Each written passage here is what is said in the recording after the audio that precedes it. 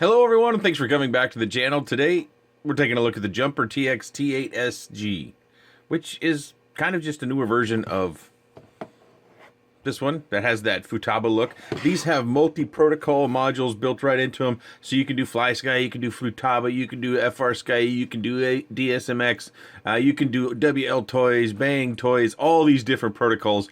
These are really wonderful radios because you don't have to get tied into a particular receiver manufacturer or protocol. As you see right there, multi-protocol, use pretty much whatever you want. This little guy will bind to it. Now this one is running Deviation TX, and we have a digital button up here, so in order to turn it on I do have to press and hold it in, so I'll do that now.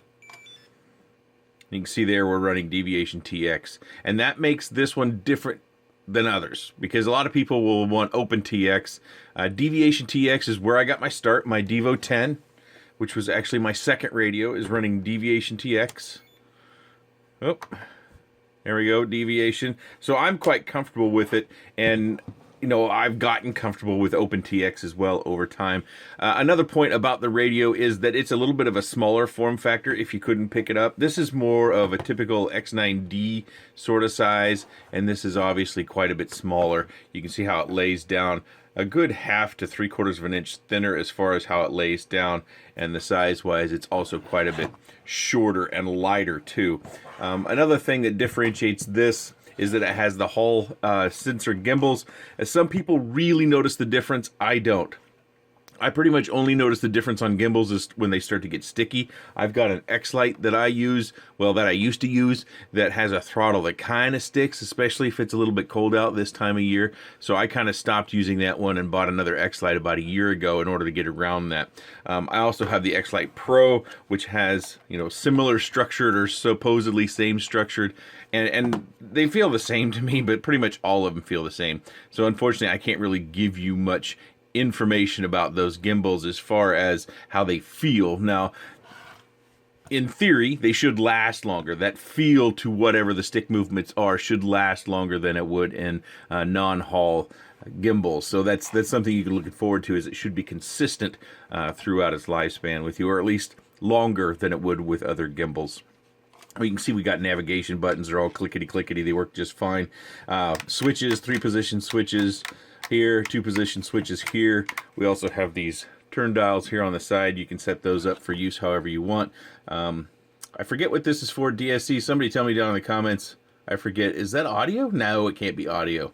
Sorry, I'm forgetting right now. And then they relocated the USB port. On the T8SG, the original, I think the USB port was kind of a hack job, I thought, to get into it. I thought it was kind of up underneath here somewhere.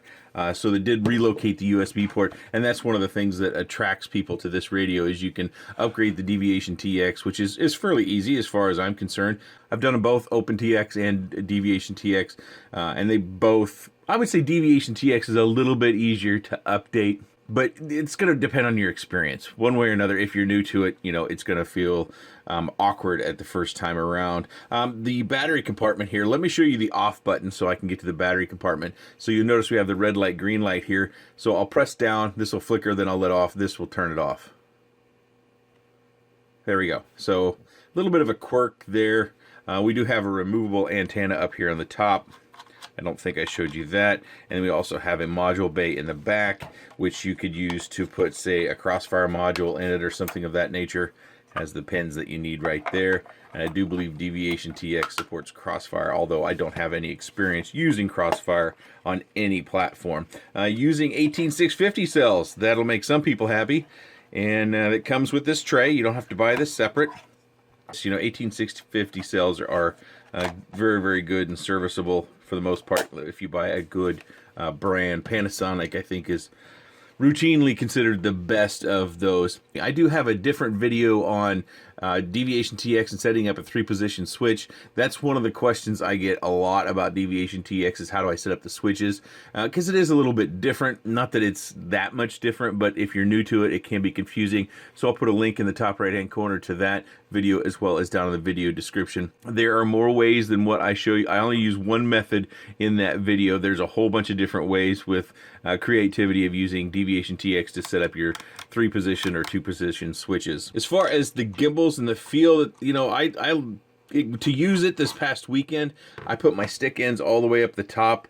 They're not full-sized gimbals, so if you're stuck on full-size gimbals, you know, if you've got flying experience, you probably know whether you want this or not, really. So this is really about more people that might be looking to get into the hobby. Maybe they're looking at their first hobby grade radio, and this is what I'll tell you.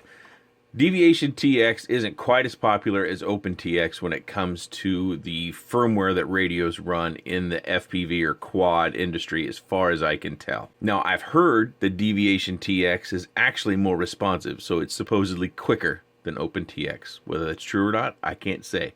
I really don't feel the difference when I go back and forth, but then again, I'm not going back and forth on the exact same quad using exact same protocol and everything like that. So that's subjective at the very least, and so but it's information that I've heard. You'll hear it probably from other people in the Deviation TX forum, which is a forum I should talk about a little bit more. They have a huge forum. They have a very active user base over there, and you can go in and ask your questions. I've asked questions in there before, I think.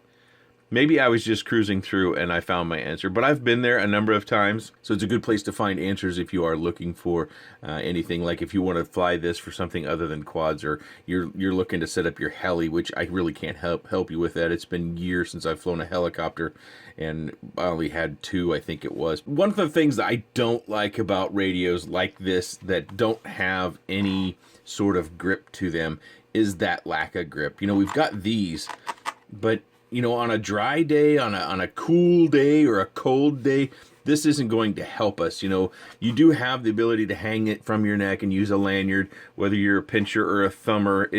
These little bumps give you something to hold on to with your fingers, depending upon how you hold the radio. But I just wish it had a little bit of rubberization back here. You can see on this one, I put some neoprene on it that I bought off of Amazon, and it just gives you a little bit more comfort and feel. I don't like to use a lanyard to hold them around my neck, just for proof of concept. I also did it with my Devo 10 here as well. So that's something that I think pretty much all radio manufacturers should do. You can see even on the DJI controller here, we've got this sort of feature or surface here on the sides, which makes it feel a little bit more secure in the hand. So I would like to see them fix that. I think that just needs to be standard on all radios. It does sit nice and easy and flat. It's got this flat bottom down here.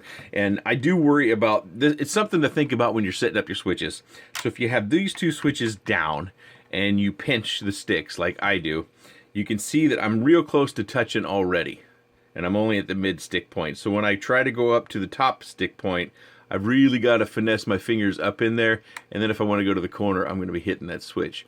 So you probably want to think about your switches in a different fact, to where whatever use you have it, it's not down, that these 2 switches are up. Maybe this is your arm, and this is your modes, and this is your flip over after crash, or what have you, your other channel that you might set up, and just kind of leave these out of there. If they're up and out of the way, you can get to everything just fine. My fingers sometimes do graze along there, as you can see there, but it kind of, you know, I didn't notice it when I was flying, but I didn't use these switches because I knew that before I started setting up that model that I was testing with this particular unit. So I had these already set up to where they weren't in use. I did use this for my arm, this is for my modes, and this is for flip over, or no, this was for flip over after crash. As far as the batteries go and how long it will last, that's going to vary depending upon the quality of your battery. There are some batteries out there, the 18650s, that tout themselves to be various sizes, and the best bet is to just buy a brand that you recognize. Like I said, I've heard in the FPV space that Panasonic makes some of the best 18650 cells. If you have a favorite brand, please put that down in the comment section below, so if people who are looking for 18650s that are reputable, they have additional information, not just mine. I do want to draw your attention to one little feature of Deviation TX here. Go into the model setup. This right here, 150 milliwatt. I hesitate to bring this up because I don't have a method to test to see if that actually works or not. But that has been in Deviation TX since I got started some 4+ years ago on the Devo 7E as well as the Devo 10 here, that it has always supported that. Of course, you can change that down, but 150 milliwatts, I believe that's higher than other radios run. or at least the firmware allows you to run. Now, whether that's legal or not, that's something for you to figure out and to know, but it's something else about the Deviation TX that I'm not trying to sell you on. I'm just trying to create awareness. That is a setting that I don't think you can get in FrSky, but there might be a Lewis script, there might be some other method that I'm just not used to in, OpenTX in order to get the radio running. Normally you have to do crossfire, and I think it's got a turn dial on that, or you have to do other sorts of long range on different megahertz range. So something to be aware of there. You can also plug this in to your computer and you can upload different icons and splash screens, all the typical stuff you would do with OpenTX as well. It's very much an open source competitor. I don't think there's a whole lot more to say about it. The JumperTX radios, we seem to be branching out. Like, note that this one says Jumper here on the left and the other one says JumperTX. JumperTX seems to be made by Radio Master. They have another radio that I think a lot of people are looking forward to. I forget the make and model number of that one. It's pretty exciting because of what FrSky is doing with seemingly trying to lock people in or lock people out, depending upon your point of view, is that we can get a radio like this that has a multi-protocol, and then we can jump ship. We can go to any protocol we want using a radio like this, whether it's running Deviation TX or OpenTX, as long as we got a multi-protocol module in there, and they've been around a long time.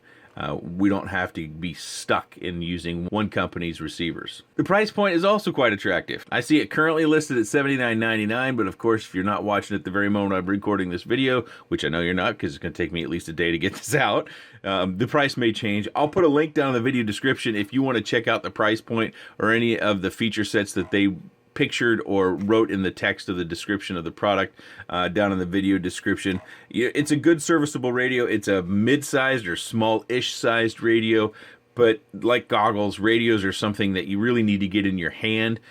But if you have a propensity for something that's a little bit smaller, the Jumper series is probably going to be outside. The T16 is more full-sized, but most of the other Jumpers are kind of this mid to small-sized. Again, not as small as the X-Lites in overall form factor, but I believe it's a quality product. It's got those Hall Censored Gimbals in there, which is a feature a lot of people look for. It's a radio that works, and that's what we want, right? There is no speaker. That's something I should have mentioned. There is no speaker. It says on the spec sheet that it's sound ready, which, no, that's not it. That's like the trainer port or something up there. So there's no speaker in this. You won't be getting any sort of call outs from the firmware. So that's something else to note. If you have any comments, questions, suggestions, or otherwise, please let me know in the comment section below. I appreciate your time, and thanks for watching. Yeah, we just needed some neoprene or something right here.